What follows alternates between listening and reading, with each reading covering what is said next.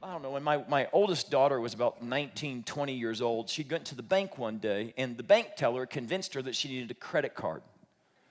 That's not good for a 19-year-old to have a credit card. I'm like, oh my goodness. And she didn't tell me. The little sinner didn't tell me that she had gotten herself a credit card. And somehow she got to the mail before I did. And she had the credit card in her possession. And then every month when the credit card bill came in, she got to the mail before I did. And I didn't know that she had a credit card. Well, this is how they sold her on the credit card. They said, you need a credit card. This credit card that we're offering you today has 0% interest for the first year.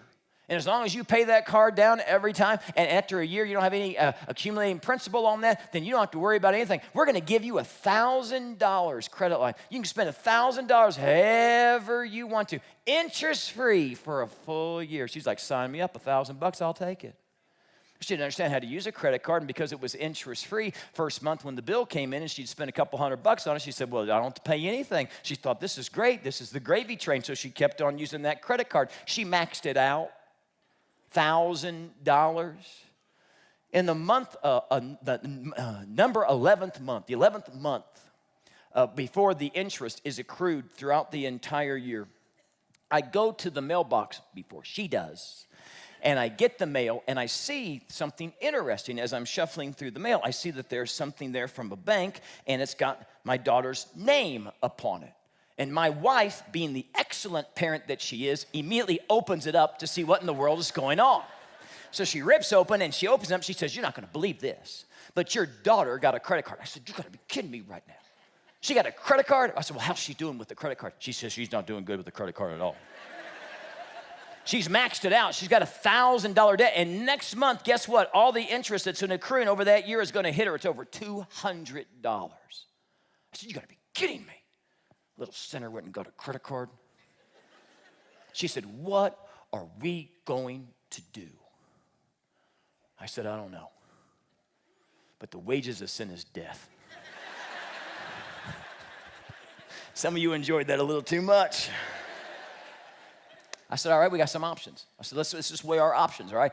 Option number one, she just pays her credit card. Or better yet, she doesn't. She doesn't pay her credit card. We don't even tell her about it. We don't even worry about it. We just say, you know what? She got herself in this mess. She'll get herself out of the mess. That's what we do. Just let her just do it right there. Just whatever. She'll just have that huge interest rate hit her, and she'll watch her money flush down like a toilet. Let's do that. Let's not say anything to her and let her reap the consequences for what she's done.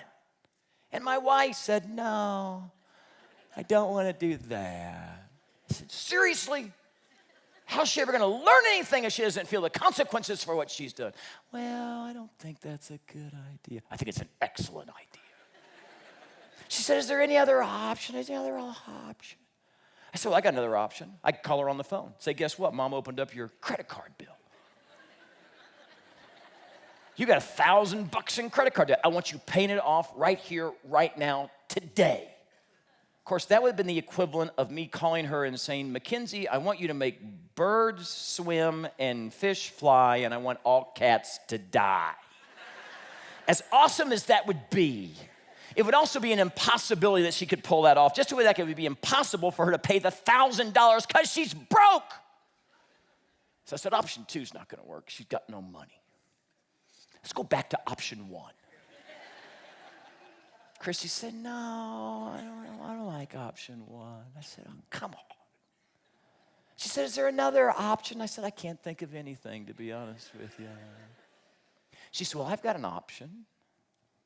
Now, my wife's the grace giver. I said, what's your option? She said, well, we could just pay it for her. I started going into convulsive fits.